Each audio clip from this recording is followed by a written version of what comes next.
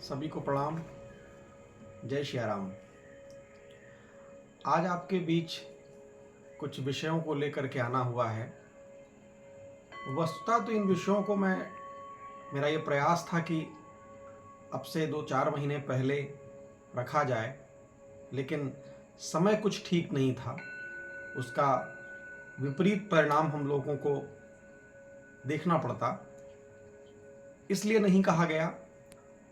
अब हम लोग जहाँ भी जाते हैं, उत्तर प्रदेश से बाहर कहीं जाते हैं कथाओं में, तो लोगों का पहला प्रश्न होता है कि महाराज जी, हम अयोध्या हार गए।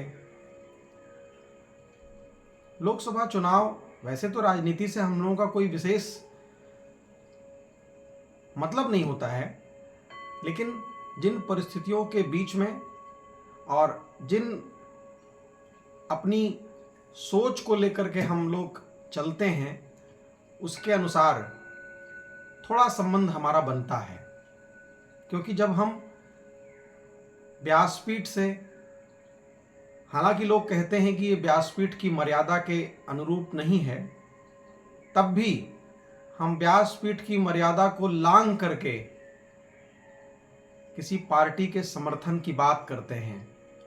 जब हम अपनी व्यासपीठ की मर्यादा को लांघ करके किसी सोच को सरकार में स्थापित करने की बात लोगों से कहते हैं, तो उस समय ये मन में संतुष्टि होती है कि ठीक है, हम व्यासपीठ की मर्यादा को थोड़ा सा लांघ जरूर रहे हैं, लेकिन हमारे इस प्रयास से, हमारे व्यक्तिगत मेरे ही नहीं, हम जैसे बहुत से सनातन धर्म के सिपाही हैं जो ये सोचते हैं कि अगर हमारे प्रयास से राष्ट्र में, प्रदेश में हिंदूवादी सोच की सरकार हो, सनातन परंपरा की सरकार हो, तो रास्ते सनातन परंपरा को सुदृढ़ करने के लिए आसान हो जाएंगे। हम प्रयास करते हैं, लोगों से अपील करते हैं। सीधे तौर पर कहा जाए तो भारतीय जनता पार्टी और उसकी विचारधारा को हम समर्थित करते हैं। हम व्यासपीठ पर रहते हुए भी उनके प्रत्याशियों को प्रतीक चिन्ह के रूप में कमल भेंट करते हैं और हम उन्हें मौका देते हैं अपनी बात रखने के लिए। लेकिन जिन विषयों को हम रखना चाहते हैं, आज मेरा सीधा संवाद, अगर मेरी बात पहुंच सकती है तो उत्तर प्रदेश में रहने के नाते श्रीमान योगी आदित्यनाथ जी से, आप हमारे अभिभावक भी हैं, आप हमारे संत समाज के प्रतिनिधि भी हैं, उसके तौर पर मैं आपसे ये कहना चाहता हूँ। देखिए, बड़ी विनम्रता से हम बात रख रहे हैं। हम लोग प्रयास करते हैं, प्रयास करने के बाद जब सरकार बनती है, तो जब आप 5 साल सरकार को चलाते हैं, तब जब उन 5 साल के कार्यों का विश्लेषण करते हैं, तब पता चलता है कि किसान बिल लाया जा रहा है जिसका कि समर्थन हो रहा है, और किसान बिल के विरोध में जब किसान उतरते हैं, तो देश की राजधानी दिल्ली में तो जो प्रयास होता है, उत्तर प्रदेश की ओर से भी हम ये प्रयास करते हैं कि किसान ना जाएं। उस किसान आंदोलन को रोकने के लिए हमारा प्रशासन बर्बरता दिखाता है किसानों पर। मीडिया के लोग सरकार के पक्ष में, हमारे पक्ष में ही रहते हुए, लेकिन हमको ओबलाइज करने के चक्कर में, हमारा पक्ष लेने के चक्कर में न जाने किस सीमा को पार कर जाते हैं। किसानों को खालिस्तानी, किसानों को आतंकवादी, किसानों को न जाने क्या क्या कह दिया जाता है। लेकिन आज मैं आपको ये कह रहा हूं, हम क्षेत्र में जाते हैं, हम लोगों के बीच रहते हैं, किसान हमसे टूट रहा है। आज गोवंश की जो समस्या प्रदेश में बनी हुई है, वो एक बड़ी समस्या है। आज किसान हमसे टूट रहा है क्योंकि हम गोवंश का कोई संरक्षित, कोई मर्यादित, कोई सनातन धर्म के अनुसार जो भी हमारे संरचना है, उसको हम पूरी तरह से लागू नहीं कर पा रहे हैं। प्रयास कर रहे हैं, लेकिन लागू नहीं हो पा रहा है। आज युवा हमारे साथ नहीं है। हम नौकरियों की भर्तियां नहीं दे रहे हैं। हम पेपर कराते हैं तो पेपर लीक हो जाता है। युवा हमारे साथ नहीं खड़ा हुआ है। युवाओं पर विचार करिए तो जो मध्यम से भी नीचे का तबका है अभी कुछ दिनों पहले कोई मोटर व्हीकल एक्ट आ गया, उसमें हमारे ड्राइवर साथी विरोध करने लग गए, वापस लेना पड़ा। तो जब हम इन परिस्थितियों को देख रहे हैं कि ऐसी ऐसी परिस्थितियां चल रही हैं कि हमारे साथ किसान नहीं खड़ा हो रहा है, हमारे साथ हमारा युवा नहीं खड़ा हो रहा है, हमारे साथ हमारे ड्राइवर साथी, हमारे मजदूर वर्ग नहीं जुड़ रहे हैं। अब चलते चलते उत्तर प्रदेश में एक नया बवंडर आ गया है कि शिक्षक गुरुजन विरोध में उतरे हैं सरकार के। बताते हैं कि कोई एक ऐसा ऐप आया हुआ है जिससे उनकी अटेंडेंस ली जाएगी, और हमारे मीडिया के साथी भी सरकार का पक्ष लेते हुए जिस तरह से उसको, सरकार के फैसले को महिमा मंडित कर रहे हैं, एक पक्षिक तौर पर ये गतिरोध हमने देखा है। आपको हम बता रहे हैं, आप चीज़ों को जरा समझने का प्रयास करिए। अगर ऐसे ही लोग टूटते रहेंगे तो फिर 5 साल हमारी हरकतें अगर ये होंगी और 5 साल के बाद हम दुहाई देंगे कि हमको सत्ता में लाया जाए, नहीं तो हिंदुत्व तो खतरे में पड़ जाएगा, तो 5 साल तो हम अपने सारी धुरी में जुड़े हुए लोगों को तोड़ते जा रहे हैं, और उसके बाद फिर हम हिंदुत्व की दुहाई देंगे। हम इस पर विचार करें कि आखिर हम सरकार में बैठे लोग, माननीय मुख्यमंत्री जी, हम सुप्रीम कोर्ट के आप जज नहीं हैं। सुप्रीम कोर्ट का जज जनता से चुन करके नहीं आते हैं, हमको आपको जनता से चुन करके आना होगा। और आखिर इतनी सख्ती से आप जिन चीजों को लेकर के चले हैं, आपसे लोग टूटते जाएंगे, सरकार ही नहीं बचेगी, तो फिर नियम क्या कराएंगे आप। इसलिए हम हमेशा इस चीज पर जोर दे रहे हैं कि जो भी नियम लेकर के आइए, हमको आपको जनता के बीच जाना है, जनता से उस नियम को मनवाना है, जबरदस्ती नहीं करनी है, थोपना नहीं है। आप प्रयास ये करिए कि चीजें सुचारू ढंग से हों। अब मीडिया के साथी बता रहे हैं, शिक्षक साथियों का हम देख रहे हैं कि हमारे तो गुरुजन हैं वो, मैं तो कोई बहुत हाई फाई कॉन्वेंट स्कूलों से पढ़ा हुआ नहीं हूँ, प्राइमरी की शिक्षा से ही हम भी आए हुए हैं, और हमें जहाँ तक लगता है कि जो सरकार में बैठे हुए लोग हैं उसमें से भी 90% लोग वहीं से आए हुए हैं। इन्हीं गुरुजन वृंदों के बारे में पिछले कुछ सालों से जो भूमिका बनाई गई है वो ऐसी बनाई गई है कि ये बेईमान हैं, चोर हैं, पढ़ाते नहीं, इनको आता नहीं।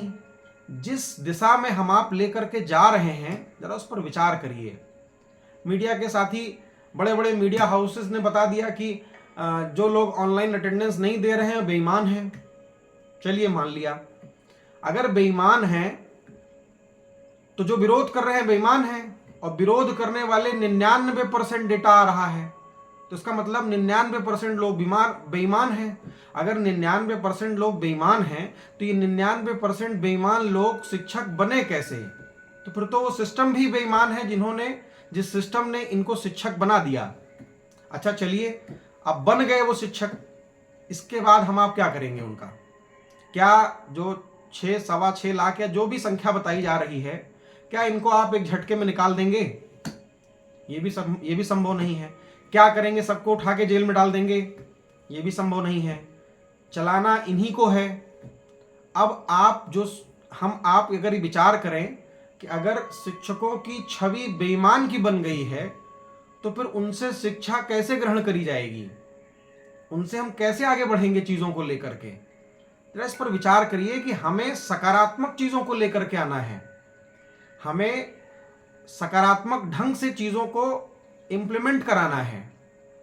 हमारे कुछ शिष्य हैं, कुछ मित्र हैं, हमने उनसे समझने का प्रयास किया कि आखिर बात क्या है भाई, ऑनलाइन अटेंडेंस आप क्यों नहीं देना चाहते हैं?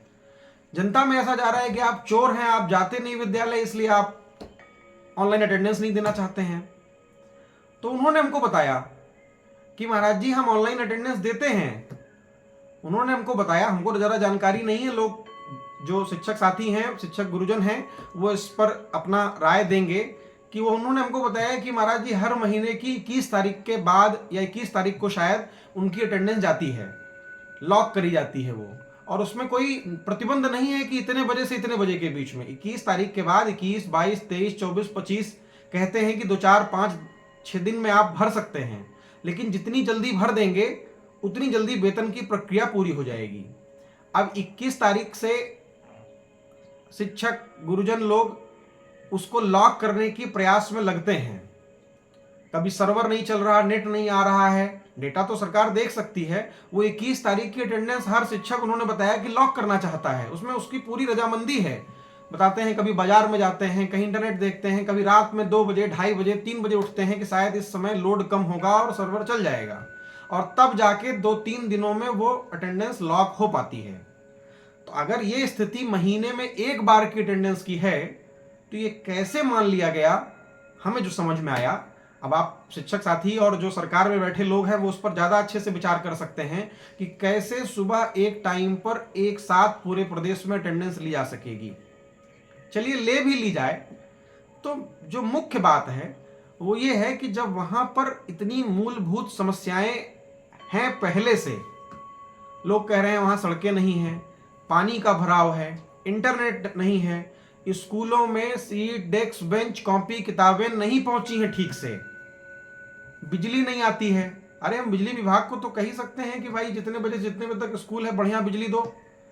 तो हम कह रहे हैं कि जो मुख्य बात है कि शिक्षकों को तो मीडिया और जो जन धारणा बन गई है कि 1 से लेकर के 8 तक के जो प्राइमरी या उसको कुछ उच्च क्या कहते हैं वो जो है बेईमान है। तो अगर वो लोग बेईमान हैं, ये धारणा बन चुकी है, तो अगर अब ऑनलाइन अटेंडेंस का उस पर बात आ रही है तो फिर तो ये मोहर लगाई जा रही है सरकार के द्वारा कि हाँ सही में बेईमान है वो। हमने उनसे पूछा कि आखिर आप क्यों नहीं आना चाहते हैं, क्या करना चाहते हैं आप? हमको उन्होंने बताया कि महाराज जी हम इतने ज्यादा काम करते हैं शिक्षा को छोड़ करके, कहते हैं हमारी बीएलओ में ड्यूटी लग जाती है, हम पशुगणना में लग जाते हैं, हम मतगणना में लग जाते हैं, हम जनगणना में लग जाते हैं, हम परिवार में जा जाके बच्चों की स्थिति पूछते हैं, हम आधार कार्ड लगवाते हैं, हम सफाई कर्मी की जगह विद्यालय साफ करते हैं। आदेश आ जाता है कि जा करके जिस दिन विद्यालय में बच्चे आएंगे उस दिन विद्यालय के में बच्चों का माला फूल से स्वागत करिए। ये तो उल्टी परंपरा है। बच्चे गुरु का स्वागत करेंगे कि गुरु बच्चों का स्वागत करेंगे? चुनाव में ड्यूटी लग जाती है, चलिए वो तो मान लीजिए चुनाव का कार्य ही है। माननीय मुख्यमंत्री जी की, प्रधानमंत्री जी की या नेताओं की रैलियां होती हैं, उन रैलियों में शिक्षक लगा दी जाते हैं भीड़ बढ़ाने के लिए और व्यवस्था देखने के लिए। तब शिक्षा प्राथमिकता पर नहीं आती है। अभी तो सावन का महीना आ रहा है, कुछ शिक्षक गुरुजनों ने हमको बताया कि महाराज जी हमारी कांवड़ यात्रा में लगा दी जाएगी कांवरियों की देखभाल करने के लिए। हमारी श्रद्धा है, उसमें हम कुछ नहीं कहते, हमारे तो भोले बाबा का त्योहार है वो, लेकिन ये काम पुलिस प्रशासन बाकी लोगों का है, शिक्षक का नहीं है। अच्छा, आप शिक्षक को 10 तरफ भटका रहे हैं और 2 बार मान लीजिए 10 रास्तों पर शिक्षक को हमने और हमारे प्रशासन ने भटकाया, तो इस बात की क्यों ना उम्मीद कर ली जाए कि 2-4 कदम शिक्षक खुद भी भटक जाएंगे। हम इन चीजों को विचार करने के बाद ये महसूस करते हैं कि सरकार इन चीजों पर ध्यान दे। पहली चीज तो ये करे कि भाई इनको पढ़ाने के अलावा कोई और काम ना हो। हमें जो समझ में आ रहा है, सरकार घोषणा करे, 1 दिन का समय है, आप 1 दिन में घोषणा कर दिए शिक्षण कार्य के अलावा इनके पास कोई काम नहीं है। बीएलओ के लिए आप लोग रख दीजिए, आप मतगणना जनगणना के लिए लोग रखिए, वो काम आप दूसरा कराइए, सब्जी भाजी लाना, एमडीएम बनाना वो दूसरे के जिम्मे करिए, आप इनको पढ़ाने दीजिए। हम जो महसूस कर पा रहे हैं कि ये बात कुछ हद तक आत्मसम्मान से जाकर के जुड़ गई है। अच्छा, हम तो कभी एक समय था कि इंजीनियरिंग कॉलेजेस में पढ़ाया करते थे और हमने एक चीज देखा कि सरकारी तंत्र में कक्षा 1 से लेकर के कक्षा 8 तक के विद्यालयों में बच्चे नहीं पढ़ना चाहते, गार्जियन नहीं पढ़ाना चाहते उनको। जो बेचारे अति पिछड़े हैं वो वहां पढ़ते हैं। सरकारी है, सरकारी से भाग करके प्राइवेट में जाना चाहते हैं। कुछ लोगों ने तो हमको इसका भी कारण बताया कि महाराज जी हमारे यहाँ शायद ऐसा, हाँ, माननीय सुप्रीम कोर्ट का ये नियम है कि 6 साल से कम उम्र के बच्चे को सरकारी स्कूल में कक्षा 1 में एडमिशन नहीं मिल सकता, और बगल में ही खुले प्राइवेट के कॉन्वेंट में LKG, UKG, KG, तमाम KG तरह के क्लासेस चल रहे हैं, उसमें एडमिशन हो जाएगा उनका 3 वर्ष की उम्र से ही। तो अब ये जो IAS बैठे हैं इनका नियम बनाने के लिए बेसिक का, उनको सोचना चाहिए कि जब 3 वर्ष की उम्र से कोई बच्चा जाकर के कॉन्वेंट में एडमिशन ले लेगा तो 3 साल वहां पढ़ने के बाद तब आकर के लौटेगा वो प्राइमरी में। बड़ी हास्यास्पद बात है। हाँ, इसके जवाब में लोग हमसे कह देंगे कि उनके यहाँ भी शायद आंगनबाड़ी वगैरह है, लेकिन वो सब जगह लागू नहीं है। जो स्थितियां हैं वो बड़ी विकट हैं। अच्छा, मुझे एक चीज नहीं समझ में आती कि कक्षा 1 से लेकर के 8 तक का छात्र और गार्जियन सरकारी में नहीं पढ़ना चाहता। जिलाधिकारी, एसडीएम और तमाम जितने विभाग हैं उनके बच्चे नहीं पढ़ना चाहते उसमें। लेकिन यही जब बात और ऊपर निकलती है 9 से 12, तो वहां पर कुछ रुझान बढ़ना शुरू हो जाता है। और हमने देखा कि जब इंजीनियरिंग की बात आती है तो इंजीनियरिंग में सरकारी कॉलेज सबसे पहले भरता है। हम लोग देखते थे इंजीनियरिंग कॉलेजेस में सरकारी में बहुत जल्दी भर जाती थी सीटें। क्यों भरती थी इसका जरा विचार किया जाए। यहां सरकारी से लोग भाग रहे हैं और वहां सरकारी में लोग भाग रहे हैं। कारण क्या है? कारण यही है कि वहां के टीचरों के पास संसाधन है, सुविधाएं हैं, इंफ्रास्ट्रक्चर है, लाइट, बिजली, पानी, बिल्डिंग, सब सुविधाएं हैं। और दूसरी सबसे बड़ी बात है कि वहां के टीचरों का सम्मान है। आप इंजीनियरिंग कॉलेजेस के सरकारी जो टीचर हैं, आप उनका और प्राथमिक के बीच में जो भाव है वो बहुत अंतर है। ऐसा नहीं है कि इंजीनियरिंग कॉलेज का जो टीचर है, हम तो रहे हैं उनके बीच में, ऐसा नहीं है कि वो प्रतिदिन क्लास लेते हैं। बच्चे क्लास ले लेते हैं जाके इंजीनियरिंग में, लेकिन उनका सम्मान है। ऐसा नहीं कि वो 8 घंटा पढ़ाते हैं, 2 घंटा का लेक्चर लेते हैं बस। और यहाँ प्राइमरी के टीचर की तो हमने जो महसूस किया कि कोई इज्जत ही नहीं रह गई है। समाज में उनको चोर, बेईमान, न जाने क्या क्या कहा जा रहा है। हमारा ये कहना है कि आप उनको सबसे पहले ये ऑनलाइन अटेंडेंस करा पाएंगे, नहीं करा पाएंगे, अगर इसमें आपको महसूस होता है कि हाँ मूलभूत दिक्कतें हैं, और मास्टर साहब भी लोग कह रहे हैं, हमसे जो जुड़े हुए लोग हैं वो भी कहते रहते हैं कि महाराज जी, जब आप जानते हैं कि हम नहीं जाते थे तो अब जाना, अगर मान लीजिए चलिए आप शुरू कर रहे हैं, तो कम से कम हमको राज्य कर्मचारियों के बराबर, शायद वो कहते हैं कि 30 EL और कितना वो उनको हाफ डे दे दीजिए। मान लीजिए किस दिन हम लेट हो जाएं, अरे हम लोग कथाओं में जाते हैं 15 मिनट के बजाय आधा घंटा 45 मिनट लेट हो जाते हैं। आप लोग भी, नेताजी लोग जो हैं, माननीय मुख्यमंत्री जी हैं, आप लोग भी रैलियों में जाते हैं तो आप देखते होंगे कि आपके पीछे तो पूरा प्रशासन लगा होता है आपको सही समय पर पहुंचाने के लिए। 2.5 2 घंटे लेट होते हैं। क्या किया जाए जिसमें आप लेट हो जाएंगे वो रैली ना मानी जाए? सब एडजस्ट करते हैं, जनता एडजस्ट करती है। मैं नहीं कहते वो लेट आएंगे, लेकिन पहला शुरुआत ये करिए कि जहां सुविधाएं संपन्न हैं पहले वहां पर इन चीजों को लाइए, और जहां पर सुविधाएं नहीं है पहले उनको सुविधा संपन्न बनाइए। हम तो कभी चलिए, आप जो भी लोग इस पर आपत्ति कर रहे हैं, आइए प्राइमरी स्कूल एक बार घूम करके आते हैं और वहां पर ये देखते हैं कि क्या मूलभूत सुविधाएं हैं। चकाचक बिल्डिंग दीजिए, बढ़िया फर्नीचर दीजिए, सब सुविधाएं दीजिए, बिजली पानी सब दीजिए। बिजली विभाग को बोलिए जितनी देर तक स्कूल चलता है उतनी देर तक चकाचक लाइट दें, इंटरनेट की बढ़िया व्यवस्था दें। शिक्षकों को सुबह से लेकर शाम तक पढ़ाना ना हो, जैसे इंजीनियरिंग कॉलेज में 2-2.5 घंटा पढ़ा देते हैं, बस वही उतना ही दीजिए समय पढ़ाने को। और शिक्षक बढ़िया रखिए, और थोड़ा सा उन बच्चों के आगे का रास्ता भी दीजिए। वो बच्चे जहां पढ़ रहे हैं, आप इंजीनियरिंग कॉलेजेस में क्यों सरकारी में भीड़ लगी है? क्योंकि रिजल्ट बहुत कम आता है, 25% बच्चे पास होते हैं, इससे ज्यादा बच्चे नहीं पास होते हैं। तो सरकारी स्कूलों में बच्चे, अगर जो टीचर है वो 1 घंटा भी पढ़ा देगा तो बच्चा पास हो जाएगा। हम तो सुनते हैं कि 1 से 8 तक में कोई फेले नहीं होगा।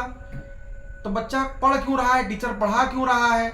न किसी का कोई लक्ष्य है, न कुछ है। तो हम तो ये कहते हैं कि आप उनको एक लक्ष्य दे दीजिए और उनका पेपर थोड़ा सख्ती से कराइए। बाद में आप उनको उत्तीर्ण कर दीजिए, अलग बात है, लेकिन पेपर सख्ती से कराइए, कठिन पेपर लीजिए जिससे बच्चे को पढ़ने में रुचि आए। और थोड़ा अगर सरकारी को आगे बढ़ाना है, थोड़ा मुझे समझ में आता है कि प्राइवेट को भी सख्त करिए। 50,000 एडमिशन फीस है, 4-4, 5-5 हज़ार रुपये मंथली फीस है, और उसमें LKG UKG से शुरू हो गए हैं। 12-12 साल प्राइवेट स्कूलों में बच्चों को पढ़ाइए, कोई भविष्य तय नहीं है कि क्या बन जाएंगे वो। हम तो गार्जियन से कहते हैं कि उतना पैसा बैंक में रख दो, 12 साल बाद दुगना तिगुना होकर के आपको मिलेगा। और सरकारी में जाना नहीं चाहते हैं क्योंकि उनको टाई बेल्ट जूता मोजा सब दुनिया भर के तमाशे चाहिए। हम ये कह रहे हैं जो परंपरा थी उस परंपरा में ऊल चूल बहुत बहुत एक्सपेरिमेंट करने की आवश्यकता नहीं है। आप शिक्षकों का सम्मान करिए। अभी तो जो स्थिति है वो ये है कि शिक्षकों का सम्मान ही गायब है। अगर सम्मान ही गायब है तो बच्चा उनसे पढ़ेगा कैसे? क्योंकि आपको बताएं, जो भी पढ़ा होगा, मैं इस बात की गारंटी लेता हूं कि जो भी पढ़ता है वो अपने पढ़ाई के समय में अपने शिक्षक को अपना हीरो मानता है। अगर शिक्षक लगता है तो फिर क्या मतलब है पढ़ाने का? फिर सबको हटाइए, नई भर्ती करिए जिसका आप सम्मान कर सकते हो, उनके उस पर आइए। और शिक्षकों को एक लक्ष्य दे दीजिए आप कि हमको कक्षा 1 में, 2 में, 3 में, 4 में, 5 में, 7 में, 8 में, जो भी है उसमें हमारे बच्चे को इतना पढ़ा देना है आपको, और उसका ढंग से परीक्षा ले लीजिए। तुम दिन पढ़ाओ चाहे रात पढ़ाओ, आप देखिए वो चीज पूरी होकर के आ जाएगी। लेकिन ये शंका भरी निगाह से 20 काम में उलझा करके शिक्षा नहीं हो सकती है। अगर समाज में संदेश ही देना है तो अच्छा संदेश दीजिए, नहीं तो हमारे जो मीडिया के साथी हैं वो तो कल शिक्षक प्रदर्शन करेंगे। जैसे किसानों को खालिस्तानी और आतंकवादी कह दिए थे, सरकार विरोधी, देश विरोधी, वैसे ही ये शिक्षक भी कल को देश विरोधी हो जाएंगे और खालिस्तानी हो जाएंगे। इसमें विरोधी टूलकिट आ जाएगा, इसमें विरोधी पार्टियां आ जाएंगी, और फिर सरकार बनाम होते होते वो देशद्रोह बनाम न जाने क्या क्या मीडिया के लोग ला देंगे। माननीय मुख्यमंत्री जी, हम आपको बता रहे हैं जो गतिरोध चल रहे हैं उन गतिरोधों में जरा ध्यान दीजिए। चाहे किसान हो, चाहे युवा हो, चाहे हमारे ड्राइवर साथी लोग हों, चाहे शिक्षक साथी हों, सबके साथ खड़े होइए। ये मीडिया के और अधिकारियों के भरोसे सिस्टम नहीं चलेगा। ये मीडिया के लोग तो और अधिकारी के लोग तब भी रहेंगे, जिस ढर्रे पर चल रहे हैं उस ढर्रे पर निपट जाएंगे केवल हम। आपका सिस्टम और हमारी हिंदुत्व की सरकार, इस पर बहुत गंभीरता से विचार करके आगे बढ़िए, क्योंकि यही मीडिया के साथी थे जिन्होंने एग्जिट पोल चाटुकारिता में हमारे मोदी जी ने कहा 400 पार, तो चाटुकारिता में 401 दिखाने लग गए। अब स्थिति यह है देश में कि ये 401 का दावा करने वाले लोग अंत में बता दिए कि एग्जिट पोल गलत थे। और जब लड़ते हैं ये, जब हम तो जितने न्यूज एंकर को देखते हैं वो तो लगता है जैसे हमारा आपका प्रचार कर रहे हैं। भाई न्यूज पढ़ो, प्रचार मत करो। प्रचार करने के लिए हम लोग हैं, वो हम करेंगे प्रचार। तुम उसमें अपना एजेंडा मत सेट कर दो, पब्लिक खींचे ना आपसे। आप चीजों को सही डायरेक्शन में लेकर के चलिए। अयोध्या हार गए हम, क्यों हार गए? अब मीडिया तो बताने लग गई कि हिंदू गद्दार हो गए। कुछ लोग तो बताने लगे कि अयोध्या वासियों ने राम जी को तो नहीं बख्शा था, तो ये कौन है? भाई हम जाते हैं लोगों के बीच में, लोग हमसे कहते हैं महाराज ये अयोध्या हरवा दिए आप लोग तो। अरे हम लोग अयोध्या नहीं हरवा दिए, अयोध्या सरकार की नीतियों ने हरवाया है। अयोध्या में जाकर के देखिए, वहां पर जमीनें हड़प ली जा रही हैं, वहां पर जो स्थितियां हैं मुआवजा मिल नहीं रहा है। अरे भाई ये मीडिया के लोग, ये अधिकारी आईएएस जो सरकार को सलाह दे रहे हैं, उनको मैं कहता हूं इतनी सी बात आपको नहीं समझ में आई कि अयोध्या राम मंदिर दर्शन करने वालों के वोट से नहीं जीतना है। आपको अयोध्या जीतनी है अयोध्या के वासियों से, और अयोध्या के वासियों के प्रति ये बर्बरता सूट नहीं करती है। आप अयोध्या के वासियों को घर तोड़ देंगे, बुलडोजर चढ़ा देंगे, फिर वहां मीडिया नहीं जाएगी, खबर दबा दी जाएगी, ना मुआवजा दिया जाएगा, फिर जो है ये स्थिति बनेगी कि आपको लोग ऐसे वोट देंगे। और आप राम जी का मंदिर बना करके हम आप राम जी का मंदिर बना करके प्रयास करने में आए हैं कि हम लोग राम राज्य स्थापित कर देंगे। अरे हम उन अयोध्या के वासियों का निरादर कर रहे हैं जिनके लिए प्रभु राम ने स्वयं कहा अति प्रिय मोह यहाँ के वासी, वहां के वासी प्रिय हैं। राम जी का मंदिर बने ठीक बात है, लेकिन इसका भी प्रयास हो कि अयोध्या के वासियों का सम्मान हो। हम हिंदुत्व की सरकार लेकर के आए हैं। अगर हिंदुत्व के एजेंडे पर निकले हैं तो माननीय मुख्यमंत्री जी, हम आपसे ही कह रहे हैं, हिंदुत्व के एजेंडे पर ही तेज काम करिए। जिस ढर्रे पर काम कर रहे हैं इस ढर्रे पर दाल नहीं गलने वाली है। अरे भाई 5 साल दे दिया जाए तब कोर्ट का निर्णय आएगा। जो हम लोग कहते हैं कि प्रचार करवाते हैं कि जो राम को लाए हैं, अरे राम को लाने की हमारी औकात थी? हम राम को लाएंगे? ये दशा हम सोच रहे हैं। 5 साल दिया जाए तो चलिए कोर्ट का निर्णय आप लेकर के आ रहे हैं, फिर 5 साल दिया जाए तो शिलान्यास होगा, फिर 5 साल दिया जाए तो मंदिर बनेगा। ऐसे तो ज्ञानवापी 15 साल लेगा, मथुरा 15 साल लेगा, 30 साल हमको सत्ता में दिया जाए तब जाकर के हम 2 मंदिर दे पाएंगे। और हम इतना आगे बढ़ गए सनातन परंपरा में कि हम अपने शंकराचार्यों का अपमान करने लग गए। राम मंदिर के निर्माण में, राम मंदिर के निर्णय में शंकराचार्यों का योगदान रहा, हम उसको नकार रहे हैं। शंकराचार्यों को निमंत्रण तक नहीं दिया गया राम मंदिर के उद्घाटन में। और जिनको दिया भी गया तो उनमें लिखा गया एक व्यक्ति जाएगा साथ में।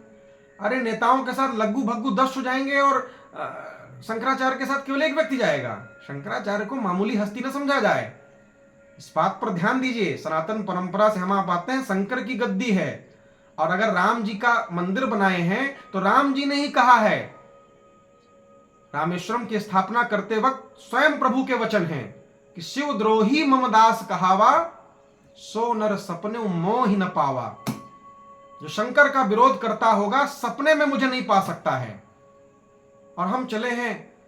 अरे मुझे तो व्यक्तिगत रूप में बड़ा कष्ट हुआ कि शंकराचार्य जी लोगों को निमंत्रण नहीं दिया गया। ये तो दक्ष का आयोजन हो गया कि शंकर को निमंत्रण नहीं दिया गया। अच्छा, वहां के जो संत राम मंदिर के उद्घाटन में संतों ने कुछ नहीं बोला, सब प्रसन्न रहे, संत स्वभाव में रहे। लेकिन अंदर की टीस मुझे मिली कि संत नाराज रहे। ये क्या तरीका है हो कि भेड़ बकरी की तरह एक बैरिकेटिंग लगा के संतों को वहां किनारे कर देंगे और उसके बाद पूरा प्रशासन अपने कब्जे में लेकर के सब चीज वहां ऐसे होगी। माननीय मोदी जी आ जाएंगे, हाथ हिला देंगे। चलिए, मोदी जी का हाथ हिलाना लोग समझ लिए। लोगों को कष्ट ये हुआ कि मोदी जी चलिए प्रधानमंत्री यहाँ आके हाथ हिला रहे हैं। हमारे योगी जी, हम आप क्यों जा करके वहां हाथ हिला रहे थे? आप क्यों जाके वहां हाथ हिला रहे हैं भाई? हम आप तो लोगों के सेवा करने के लिए आए। हम प्रधान सेवक लिखते हैं अपने आप को कि प्रधान राजा लिख रहे हैं। ये बात पे जरा देखिए, कहीं ऐसा ना हो कि हम लोग, वो कहते ना प्रभुता पाई जाई मंद नाही, हम सत्ता में आने के बाद कहीं ऐसा ना हो कि हम अपने से श्रेष्ठ किसी को माने ही ना। हम ये महसूस करें कि हम जनता के आप सेवक हैं, हम सेवक हैं, हम लोग आपको प्रतिष्ठित कर रहे हैं, संत समाज आपके साथ खड़ा हुआ है। तो ये महसूस करिए कि संतों का सम्मान हो, ये महसूस करिए कि जनता की सेवा हो। आप चलिए हमारे साथ। आप तो जाते हैं जहां, तो वहां प्रोटोकॉल रहता है। आप जिस परिस्थिति में निकलते हैं सड़कों पर, वहां की स्थितियां देखिए। सारी सड़कें सूनी करा दी जाती हैं। जो पब्लिक भी रहती है उसका मुंह उल्टा कर दिया जाता है कि आप उस तरफ देखिए। आप जनता के बीच में कब जा रहे हैं? जनता से तो बहुत दूर हो चुके। 10 साल जो जनता से दूर रह जाएगा, क्या समझेंगे हम आप बातों को? आप ये महसूस करिए, जनता दरबार में लोग आपसे मिलने जाते हैं, वहां पर अधिकारी लोग पहले एप्लीकेशन देखते हैं, उसमें अगर आपके विरोध में कोई, आपके पक्ष में, आपकी जी हुजूरी में बात लिखी हो तो मिलने देंगे। वो नहीं तो मिलते वक्त भी एक आदमी के पीछे एक आदमी खड़ा रहता है कि एकदम, अरे ऐसा कौन सा शासन है भाई? हम तो देखे आपकी रैलियों में जाने से पहले एक घंटा पहले पहुंचिए, देखिए वहां अधिकारी रटा रहे होते हैं कि आपको यही बोलना है माननीय मुख्यमंत्री जी के सामने। ये प्रजातंत्र है? अरे हम आप क्यों भाग रहे हैं लोगों से? हम आप जो इंटरव्यू दे रहे हैं लोगों के बीच फेस करिए। हम आप वही वाला इंटरव्यू दे रहे हैं जो हमारे मन मुताबिक लोग पूछ लें। अरे अगर हम अपने भक्तों का इंटरव्यू देने गए हैं, जो मीडिया में हमारे भक्त बैठे हुए हैं, जो कि लोग हमारे मन का प्रश्न पूछेंगे, अगर हम 2-4 इंटरव्यू अपने भक्तों का दे रहे हैं तो 1-2 फिर अपने चले विरोधियों का भी दीजिए। आइए फिर निष्पक्ष हो बात। जनता देखना चाहती है और हम आपसे निवेदन कर रहे हैं कि हिंदुत्व की सरकार बनी है, ऐसा कुछ न करिए। आपके पास अभी 2-3 साल है। इन 2-3 सालों में ऐसा कुछ करिए कि रास्ते निकलें और रास्ते निकलने के बाद हम पुनः सरकार बना सकें। क्योंकि हम आप महसूस नहीं कर रहे हैं, रेड अलार्म तब भी था जब ये उत्तर प्रदेश में सरकार दूसरी बार बनी थी। मीडिया ये नहीं बताएंगे, जिन मीडिया ने जो महिमा मंडित करने के लिए बैठे हुए हैं। रेड अलार्म शायद आपने महसूस नहीं किया था। वो रेड अलार्म वही था कि जब आप और हम 125 से ज्यादा सीटों पर 2000 से कम के अंतर से जीते थे। ये कोई अंतर नहीं होता है 150-200 वोट से विधायकी जीत जाना। ये जनता का रेड अलार्म है। और इस बार भी कोई गद्दारी नहीं किया है।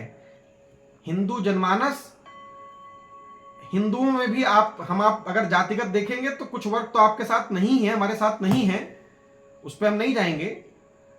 ऐसा ना हो कि फिर से वही आ जाएं जिनका विरोध हम लोग करके किसी तरह से हटाए हैं। और स्पष्ट दिख रहा है कि वो आ रहे हैं, उसमें कोई कमी नहीं है। क्योंकि बच्चा जानता है कि इस बार अगर लोकसभा के चुनाव की जगह उत्तर प्रदेश के विधानसभा के चुनाव रहे होते, सत्ता साफ थी पूरी तरह से।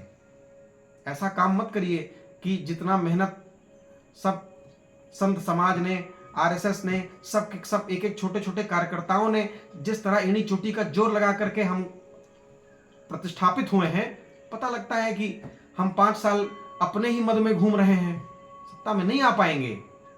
और आहट सब महसूस कर रहे हैं कौन आ रहा है। और आए भी क्यों ना, जब हम आप अपने लोगों का कार्य नहीं करेंगे, अपने मिशन पर नहीं निकलेंगे। ज्ञान वापी मथुरा सब ठप बैठा है। अगर हिंदुत्व की सरकार है तो फटाफट निर्णय दीजिए, एक फास्ट ट्रैक कोर्ट बैठाइए तुरंत। अरे जज की जो सैलरी आएगी, जज जी की, वो माननीय जज है, उनकी सैलरी जो आएगी वो ज्ञानवापी ट्रस्ट और मथुरा ट्रस्ट दे देगा, नहीं तो संत समाज मिला करके देंगे उनकी सैलरी। एक अलग फास्ट कोर्ट बैठाइए। और हम तो कहते हैं विभागों को अगर आपको आगे ही बढ़ाना है तो कुछ और भी विभाग उससे ज्वलंत मुद्दों पर हैं। आप न्याय व्यवस्था ठीक करिए, जजों की संख्या बढ़ाइए। आप चलिए हमारे साथ कचहरी में, देखिए क्या दशा है लोगों की, टहल रहे हैं लोग 10-10 सालों से यूं ही। अरे अगर हम आप सत्ता में आकर के नहीं कर पाए तो करेगा कौन? चलिए आरटीओ ऑफिस दिखाते हैं आपको। हमको तो कल एक सज्जन मिल गए, कहा महाराज जी गाड़ी का परमिट नहीं मिल रहा। हमने कहा क्यों नहीं मिल रहा है? कहा परमिट इसलिए नहीं मिलता क्योंकि इतनी गाड़ियों की संख्या ही है जिले में रहने के लिए। हमने कहा गाड़ियां नहीं बिक रही क्या? कह नहीं कॉमर्शियल व्हीकल बिक रहे हैं। हमने कहा तब बिकने पे क्यों नहीं रोक है? कह नहीं बिक रही है, परमिट नहीं मिल रहा है।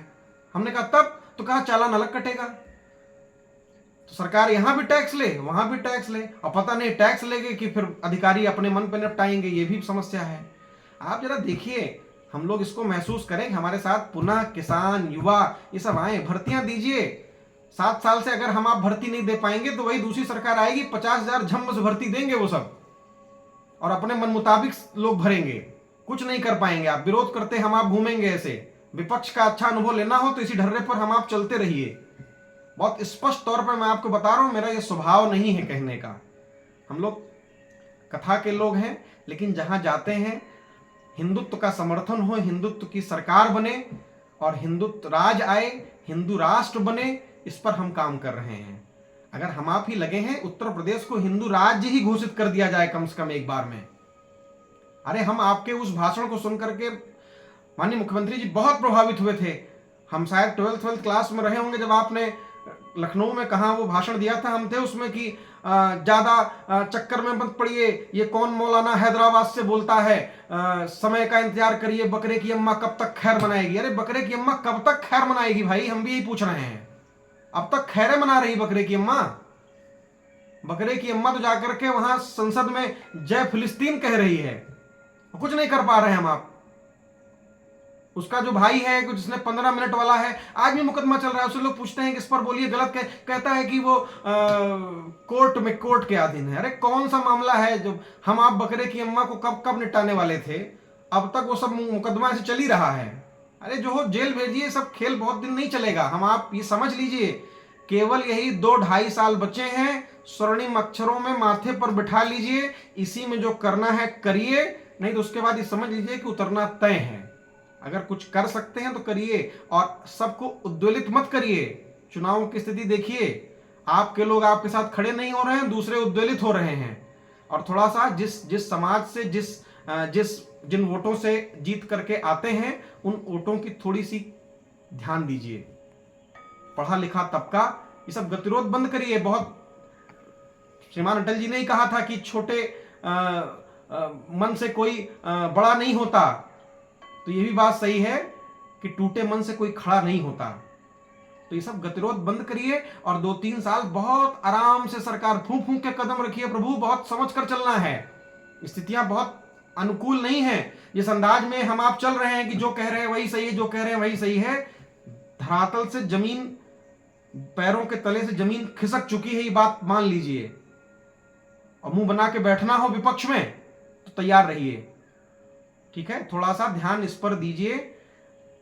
कोई ऐसी बात नहीं थी, ये वीडियो हम चाहते तो चुनाव के पहले भी बनाते, लेकिन इसका गलत प्रभाव पड़ता क्योंकि हम लोग ही प्रचार में रहे, ठीक है? अब आपसे कह रहे हैं, अभी उपचुनाव है, उस पर ध्यान दीजिए। हमें सत्ता चाहिए, किसी कीमत पर चाहिए, ये बात जाने रहिए। नहीं तो विपक्ष में बैठने के बाद तो जो माननीय लोग हैं वो तो जेड+ सुरक्षा में घूमेंगे, कार्यकर्ता बेचारा फंसेगा। इसलिए आपसे कह रहे हैं, थोड़ा सा इन चीजों पर विचार करिए और शासन को उस ढर्रे पर लाइए। बहुत ज्यादा अधिकारियों के कहने पर मत चलिए, ये सब ले डूबेंगे जो स्थिति है।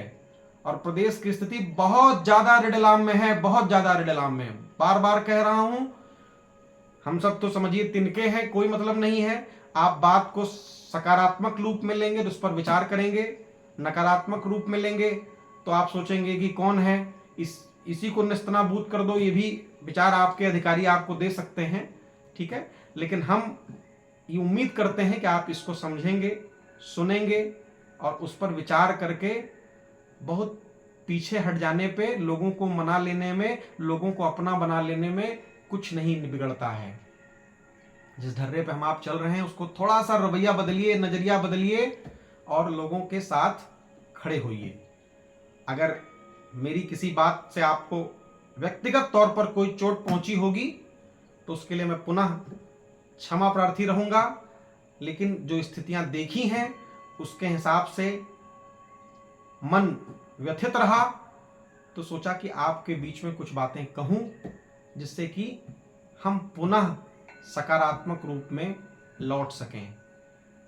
इन्हीं बातों के साथ सभी सनातन प्रेमियों को मेरा भावपूर्ण प्रणाम। जय श्री राम।